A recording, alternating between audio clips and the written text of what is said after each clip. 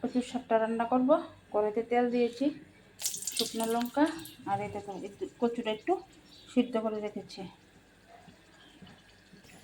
পাঁচফোড়ন দিয়েছি, তেজপাতা আর বাদামটি দিয়ে দেবো। বাদাম ভাজা হয়ে গেছে, এখন কচুটা দিয়ে দেবো। কচুটা দেওয়ার পর কাঁচা লঙ্কা, হলুদ গুঁড়ো, জিরা ধনিয়ার গুঁড়ো, লবণ, আর এখানে দেবো সিমের বিচি ভাজা।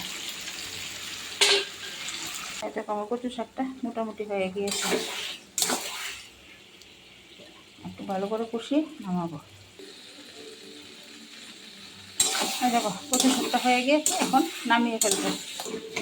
আমার রান্না যদি ভালো লাগে অবশ্যই লাইক শেয়ার কমেন্ট করতে ভুলবে না। আর আমি যেভাবে রান্না করছি কার কার সঙ্গে মিলে অবশ্যই একটু কমেন্টে জানাবে। সবাই রান্না তো এক না, যার যার মতে রান্না করে। আমি যেভাবে রান্না করেছি এই রান্নাটা যদি কেউ সাথে মন মিলে তাহলে অবশ্যই আমার কমেন্টে জানাবে। টাটা।